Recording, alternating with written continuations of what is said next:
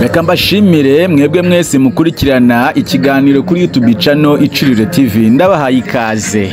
Waruzi akarere kanini karuta utundi turere mu Rwanda. Iyo niyo nkuru nkuzaniye muri aka kanya kugira ngo ubashe kumenya akarere kanini ndetse umenye uko uturere dukurikirana mu Rwanda.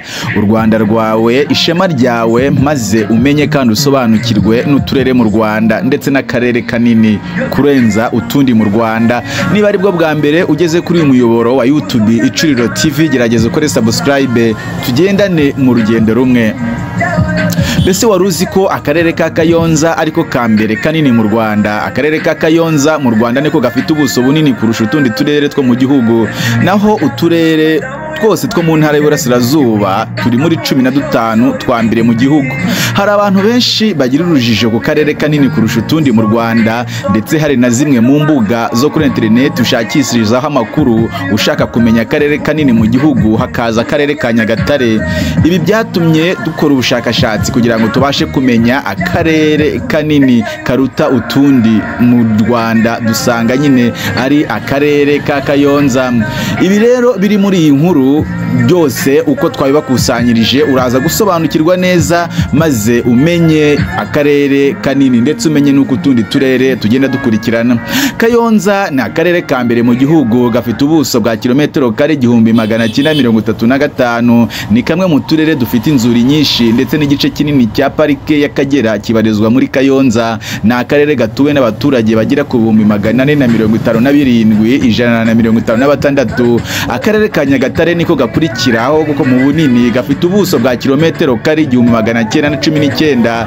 Ni akarere ka kabiri mu gihugu gatuwe n'abaturage benshi nyuma ya Gasabo yo mu mujyi wa Kigali. Na karere kandi gafite ibyanya bigari by'ubuhinzi ndetse n'ubworozi n'igice kinini muri pariki y'Akagera. Niko karere ka mbere gafite inka nyinshi. Utundi turere rero tuza mu myanya 10 ya mbere harimo Gatsibo, Bugesera, Nyamasheke, Rutsiro, Kirehe, Nyamagabe na Nyaruguru ndetse na Karongi. Niba ari ubwa mbere ugeze kuri uyu muyoboro wa YouTube channel Icuriro TV, ugerageze ukore like na share na subscribe ndetse ukande no kunzogera kugira ngo ujye ubona inkuru zitandukanye tukugezaho.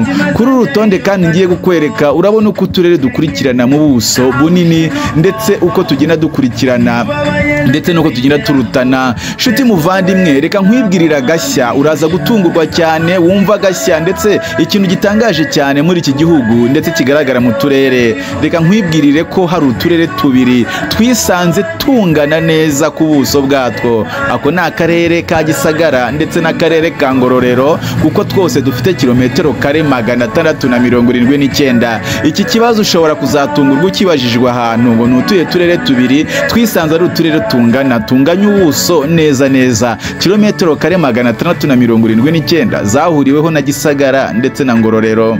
Dore uko uturere dukurikirana rero: Kayonza ifite kilometero kare 1935, Nyagatare 1919, Gatsibo 1583 n'ibice bitatu, Nyamasheke 1174, Rutsiro 1157 n'ibice bitatu, Kirehe 1118 n'ibice bitanu, Nyamagabe 1090, Nyaruguru 1010, Karongi 993, Rusizi 940 n'ibice 45, ndetse Ngoma 867 n'ibice 74, Gicumbi 829, Gakenke 704 n'ibice bitandatu, Rwamagana 682, Gisagara 882 kilometero kare, Ngororero nyine 679, Nyanza 671 n'ibice bibiri, Kamonyi 655 n'ibice bitanu, Muhanga 647 n'ibice birindwi,